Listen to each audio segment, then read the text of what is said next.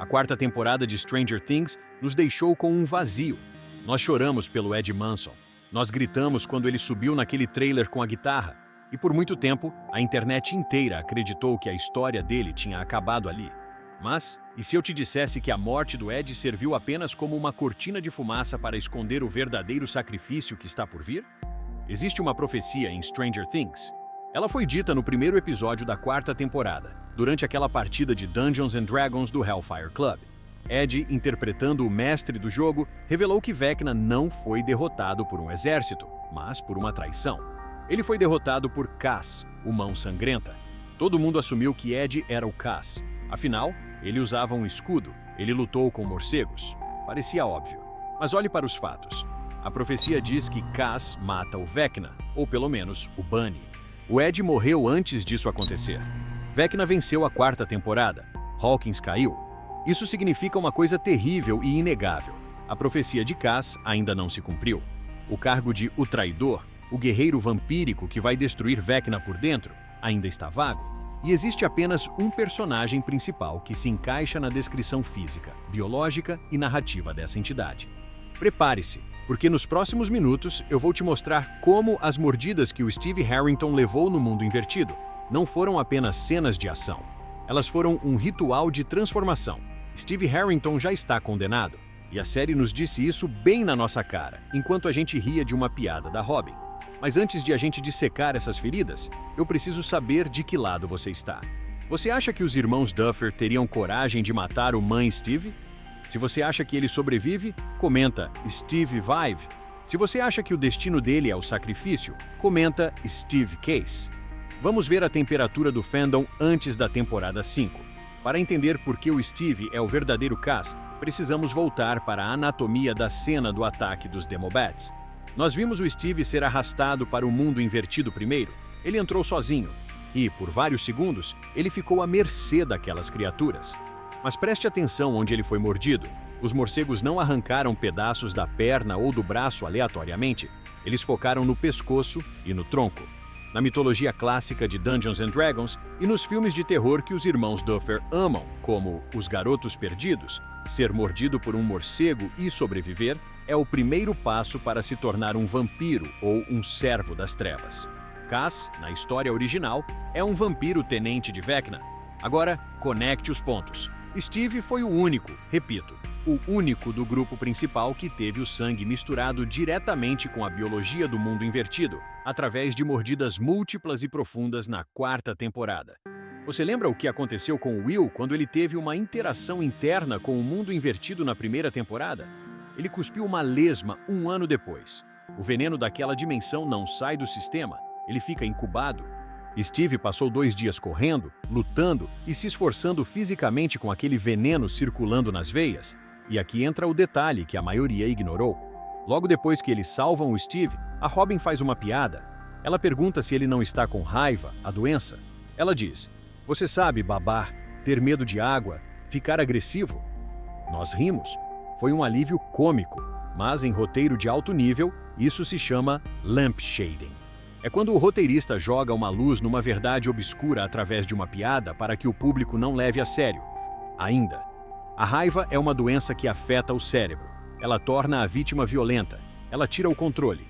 A Robin descreveu exatamente o que acontece com alguém que está se transformando em um servo do Vecna. E se aquela piada não foi uma piada? E se foi um aviso? Pense na trajetória do Steve. Ele começou como um babaca, virou um herói e agora é o protetor supremo.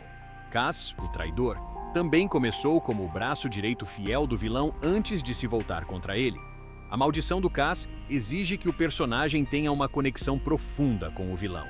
O Billy foi possuído à força, mas o Steve foi inoculado. O que está no sangue dele agora, enquanto ele dirige aquele trailer sonhando com uma família grande, é uma bomba relógio. E isso nos leva ao segundo ponto crucial, que sela o destino dele não pelo lado sobrenatural, mas pelo lado narrativo. Existe uma regra não escrita em Hollywood chamada a tragédia do soldado aposentado. E o Steve cometeu o erro fatal de ativar essa regra na conversa com a Nancy no motorhome. Mas antes de eu te explicar por que aquele discurso bonito sobre ter 6 filhos, foi, na verdade, a assinatura do atestado de óbito dele. Já verifica se você está inscrito no canal. A gente analisa cada frame de Stranger Things aqui e você não vai querer perder a parte sobre o Will. Voltando ao motorhome. Você percebeu o olhar da Nancy quando o Steve descrevia o futuro? Aquele olhar da Nancy não foi apenas de amor reacendido. Narrativamente, aquele foi um olhar de tragédia. Em roteiro, existe um tropo cruel chamado a ironia da aposentadoria. Funciona assim: quando um personagem em meio a uma guerra descreve detalhadamente seus planos para um futuro pacífico, o roteirista está basicamente assinando a sentença de morte dele. Pense no Bob Newby na segunda temporada. O que ele fez antes de morrer? Ele planejou se mudar de Hawkins com a Joyce. Ele viu um futuro. E minutos depois, os Demodogs atacaram. Agora, olhe para o Steve no trailer roubado. Ele foi específico demais. Ele não disse apenas, quero ser feliz. Ele disse que queria 6 filhos. Ele disse que queria viajar num motorhome. Ele pintou um quadro perfeito. Quando o Steve disse aquelas palavras, ele completou o arco dele. Ele deixou de ser o garoto egoísta da primeira temporada para se tornar o homem que quer uma família. E em Stranger Things, quando um personagem atinge a sua versão perfeita, ele não tem mais para onde crescer. Ele só tem para onde ir, para o sacrifício. Isso nos leva a um problema muito real que os irmãos Duffer precisam resolver. O triângulo amoroso, Nancy, Jonathan e Steve. A série passou a 4ª temporada inteira reacendendo a chama entre Nancy e Steve, enquanto Jonathan ficou isolado, chapado e mentindo para ela na Califórnia. Mas a série não pode simplesmente fazer a Nancy largar o Jonathan sem transformar ela ou o Steve em vilões da história. O público ficaria dividido. A única maneira de resolver esse impasse, a única maneira de eternizar o arco de redenção do Steve, sem destruir o relacionamento original da série, é o Steve morrer como um herói. Se o Steve morre salvando a Nancy, ele se torna intocável. Ele se torna a lenda. Jonathan e Nancy podem terminar juntos pelo trauma compartilhado, mas Steve será sempre o herói que possibilitou esse futuro. É triste, é doloroso, mas é a matemática fria de como se encerra uma história épica. Mas como isso vai acontecer? É aqui que a teoria de Cass volta com força total. Já estabelecemos que o Steve está infectado pelas mordidas. Já vimos que ele assinou sua sentença de morte emocional. Agora, vamos olhar para a arma dele. Qual é o item mais icônico do Steve Harrington? O taco de beisebol com pregos, uma arma brutal, feita para causar sangramento. Em Dungeons & Dragons, Cass é conhecido como Cass, o Mão Sangrenta. Ele é frequentemente retratado usando uma espada ou uma clava com espinhos. A série fez questão de devolver o taco para o Steve na 4ª temporada. Por quê? Para nos lembrar que ele é o guerreiro, ele é o paladino. E o destino de todo paladino que luta contra um Lich, como o Vecna, é ser testado até o limite da sua alma. A minha teoria para a 5ª temporada, baseada nessas peças que já estão no tabuleiro, é que o Vecna vai usar a infecção no sangue do Steve para controlá-lo. Imagine a dor do Dustin vendo seu herói, sua figura paterna, se voltando contra ele. Os olhos brancos, as veias pretas pulsando no pescoço onde as mordidas aconteceram. Seria o momento mais sombrio da série. Vecna usando o protetor do grupo para destruir o grupo. Mas é aqui que a profecia de D&D nos dá esperança. Lembre-se, Cass é o traidor. Ele trai o Vecna. Isso significa que, no momento crucial, quando Steve estiver prestes a dar o golpe final em um dos seus amigos, talvez na Nancy, talvez no Dustin, a consciência dele vai voltar. O amor dele por aquela família imaginária que ele descreveu no trailer vai ser mais forte que o controle mental do Vecna. Se essa conexão emocional faz sentido para você, deixa o like agora. Porque o que vem a seguir é a peça final do quebra-cabeça. Existe um paralelo visual na série que quase ninguém notou entre o Steve e o Billy. Ambos foram reis da escola. Ambos foram antagonistas que viraram protetores. O Billy morreu se sacrificando para parar o Devorador de Mentes. A série adora rimas visuais. A morte do Steve não seria apenas uma repetição, seria a versão final e mais grandiosa desse sacrifício. Enquanto o Billy salvou a Eleven fisicamente, o Steve precisa salvar a alma do grupo. Mas resta uma dúvida. Se o Steve se virar contra o Vecna, ele sobrevive? Cass sobreviveu na mitologia original? A resposta curta é: não da maneira que você espera.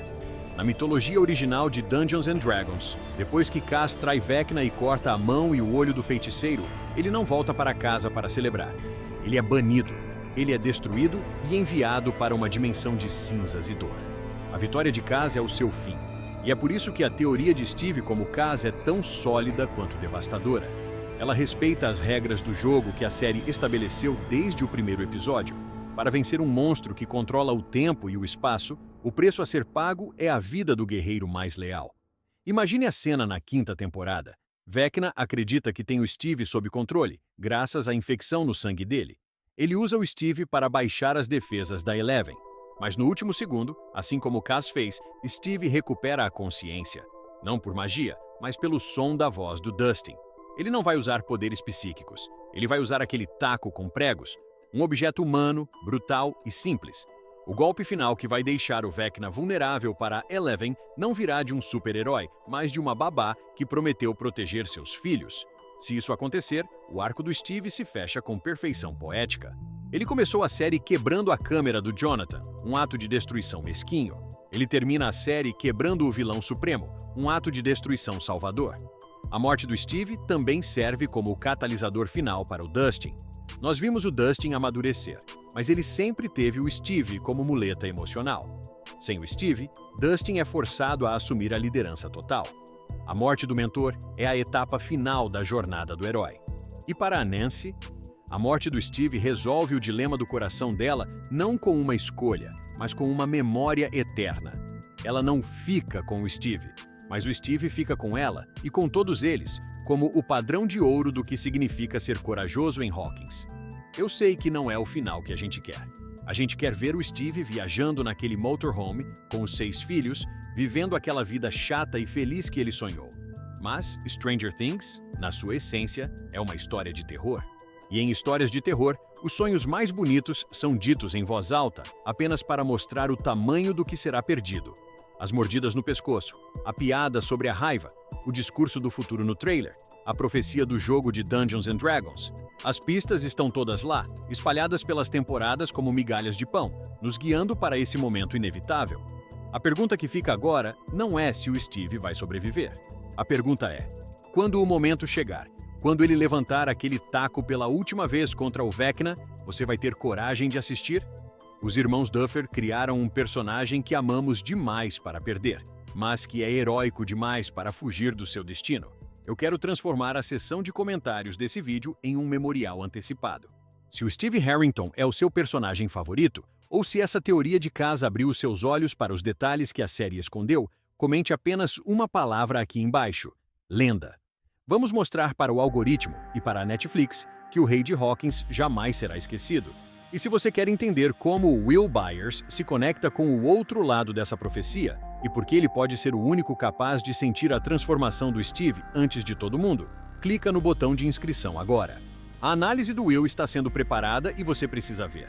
Eu sou o seu guia pelos mistérios de Hawkins.